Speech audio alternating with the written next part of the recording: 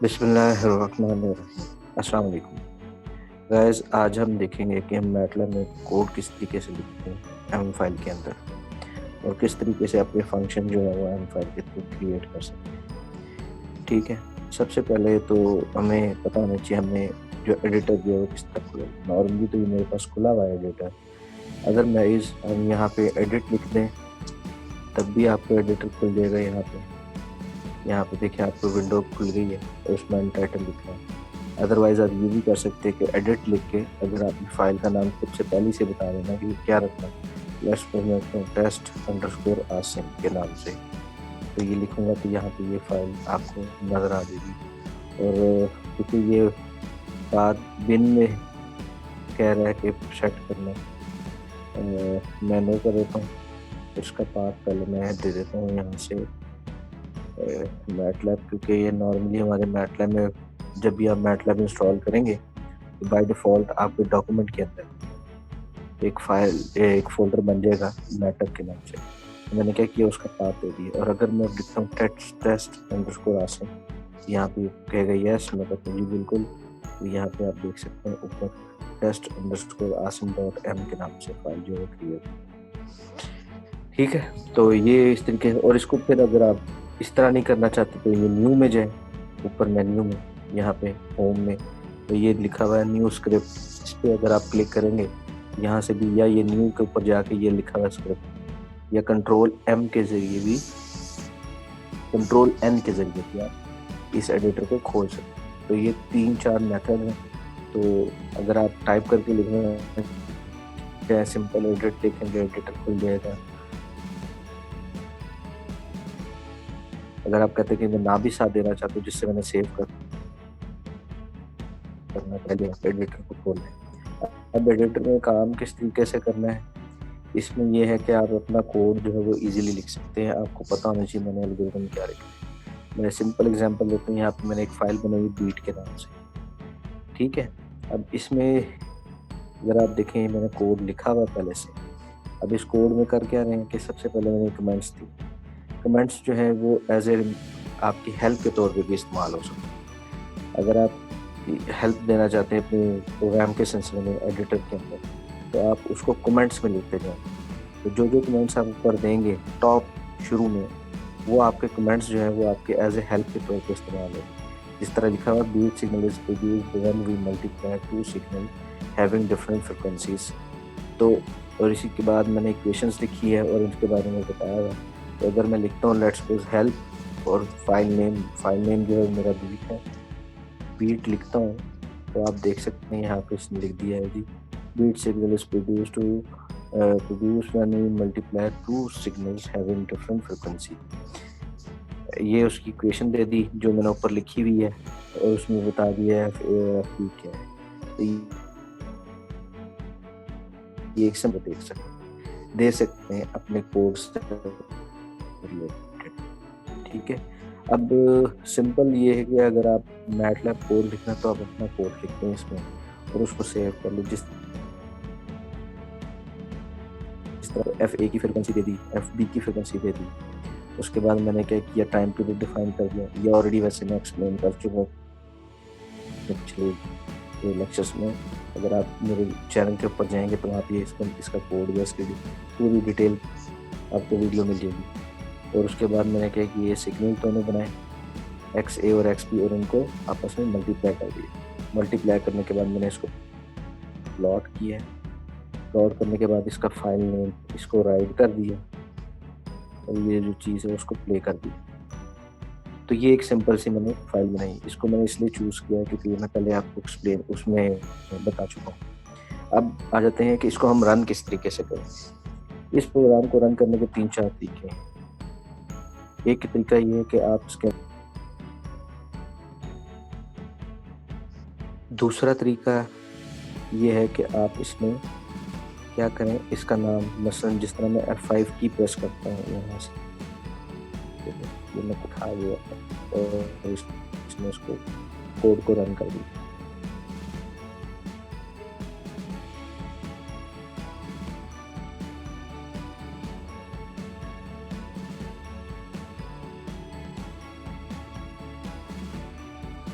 इसको मैं पुश करता तो ये देखते हैं उसको ये फॉर्म देख सकते हैं। बीट यहाँ पर कमांड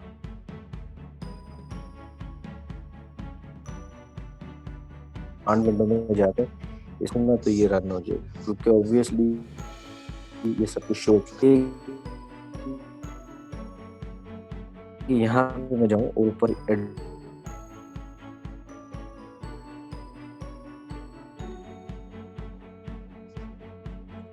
तो जैसे ही मैं इस पर क्लिक करूंगा तो ये रन हो जाएगा कोड की प्रेस कर सकते हैं। दूसरा आप यहाँ पे उसका नाम लिख दें,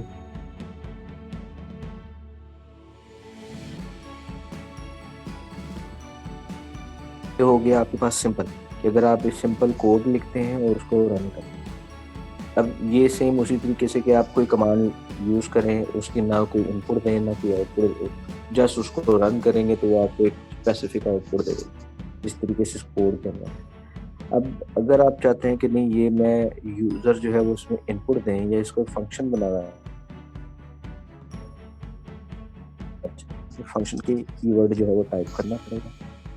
ठीक है, फंक्शन का कीवर्ड लिखेंगे और फंक्शन बनाते हुए एक चीज़ का आप लोगों ने ख्याल रखना है, तो फंक्शन का जो नाम रखना है वही फाइल का नाम। इस वक्त क्योंकि हम ऑलरेडी बीट के नाम से फाइल को सेव कर चुके हैं, यहाँ पे बीट के नाम से मैं इसको सेव लिख देता हूँ, फंक्शन उसको सेव कर देता हूँ। तो ये मेरा फंक्शन क्या करना है, कोई इनपुट नहीं ले रहे हो ना ही कोई आउटपुट दे। इसको मैं जस्ट तीनों तरीकों से रन कर सकता हूँ। F5 प्रेस करूँ तब भी ये रन हो जाएगा, बीट लिख दूँ तब भी ये कोड रन हो जाएगा, या इसको मैं वो प्ले के बटन से प्रेस करके रन करें। तो ये तीनों तरीकों से ये चीज़ रन। अब इसको तो अगर आपने फ्लेक्सिबल बनाना है, मतलब यूज़र डिपेंडेंट बनाना है, तो आप यहाँ पे इनपुट जो है बजाय खुद फिक्स करने के आपकी दिया हुआ है, मैं इनको क्या करता हूँ कमेंट करके, तो मैं कहता हूँ ये जो फ्रिक्वेंसी है और इसकी ड्यूरेशन भी मैं कमेंट कर, चलें फिर ड्यूरेशन अभी रहेंगे।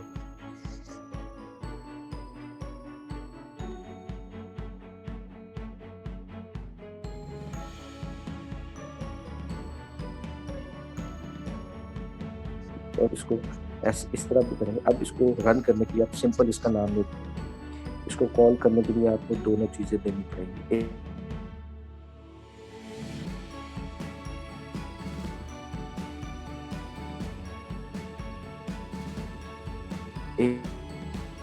एक तरीका ये है कि यहाँ पे जैसे आप जाएंगे तो मैं क्या करता हूँ FA की वैल्यू लेट्स को उसमें 10 दे देता हूँ।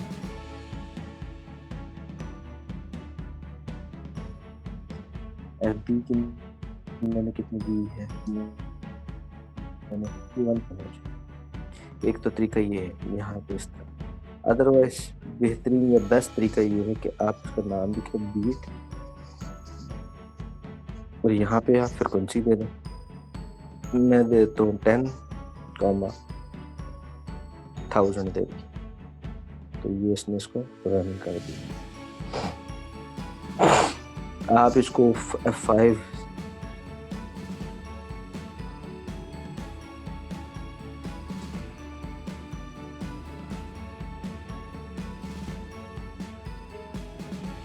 सिंपल F5 F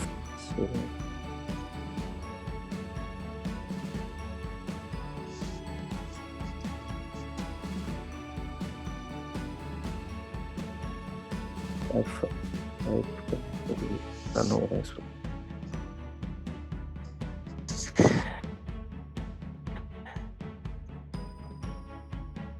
अब ये है कि इसमें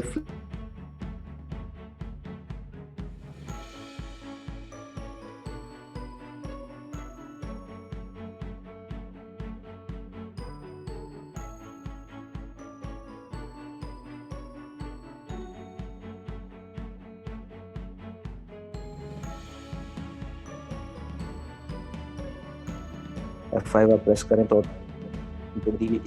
X का वो भी आपको रिटर्न पे दें, तो यहाँ पे आप x इज इक्वल टू लिख दें, तो ये आपको रिटर्न कर देगा। अब आप एक वेरिएबल रिटर्न करवा सकते हैं और दो, उसको जाके अदरवाइज अगर आप दो वेरिएबल डिक्लेयर करवाते हैं, मतलब मैं कहते हैं टी वेक्टर भी मिल जाए, तो ये मैंने इसलिए ये टाइम वेक्टर भी हमने ले लिया। यहाँ पे आप इसको फंक्शन जो है वो इनपुट आर्गुमेंट भी ले रहे हैं और आपको आउटपुट पे भी चीज़ें रिटर्न कर रहे हैं। इनपुट आर्गुमेंट पे जो भी चीज़ लेंगे उसको हमें नीचे प्रोग्राम या कोड के अंदर डिफाइन करने की ज़रूरत नहीं है, वो यूज़र ने देना। हमने सिर्फ उन चीज़ों को डिफाइन करना है जो हमने आउटपुट पे ले, मसलन टी को हमें डिफाइन करने की ज़रूरत है या एक्स को। अगर आप कोड के अंदर टी या एक्स को डिफाइन नहीं करेंगे तो क्या होगा, इससे वो एरर आपको दे देगा। ठीक है, तो अब हम इसको रन करेंगे। तो मैं जब भी बीट लिखता हूँ, बीट लिखा और इधर मैंने क्या किया, दे दिए F100 दे दिया और इधर मैंने दे दिए ये 2000, तो ये इसने इसको रन कर दिया। ये रन इसलिए किया, इसने अब यहाँ पे वैल्यूज क्यों दी, ये टाइम वेक्टर और एक्स की वैल्यूज है, ये उसने इसको डिफाइन किया। यहाँ पे देखें कमांड विंडो के अंदर, क्योंकि अब हमने उसकी आउटपुट नहीं ली, इसको रन करने का बेस्ट तरीका ये होता है कि आप यहाँ पे इनको इक्वल के बाद यहाँ से मांग लीजिए। यहाँ पे लिखता हूँ x, t, तो अब ये जो वैल्यूज है x और t के अंदर स्टोर हो गई, और आप वर्क स्पेस में देख सकते हैं ये t भी आ गया ये। ठीक है, तो ये बेसिकली 3 तरीकों से, मसलन एक आपका सिंपल प्रोग्राम है, सिंपल प्रोग्राम में आप क्या कर रहे थे कि आपने सिर्फ फिक्स कोड लिख दिया, जब भी आप रन करेंगे वो उसी तरीके से रन। दूसरा तरीका आपने क्या किया, फंक्शन बना ली। फंक्शन में 2 चीज़ें हैं, ये आप इनपुट आर्गुमेंट दें सिर्फ, दूसरा अगर आप इनपुट आर्गुमेंट के अलावा आउटपुट भी रिटर्न करवाना चाहते हैं तो वो ठीक है। इस प्रोग्राम में हमने क्या किया, एक्स और टी को रिटर्न, और जो चीज़ रिटर्न मैंने उसको टी को यहाँ पे डिफाइन किया, और इसी तरीके से एक्स है तो एक्स को मैंने यहाँ पे नीचे कोड में यहाँ पे डिफाइन किया, यहाँ पे भी दोनों मल्टीप्लाई, और जो चीज़ अब आर्गुमेंट में लेंगे वो हमें डिफाइन करने की जरूरत नहीं है, वो यूज़र हमें खुद जो है वो एंटर करेगा। ठीक है, होप करते हैं आपको आज की वीडियो जो है पसंद आई होगी। अल्लाह हाफिज़।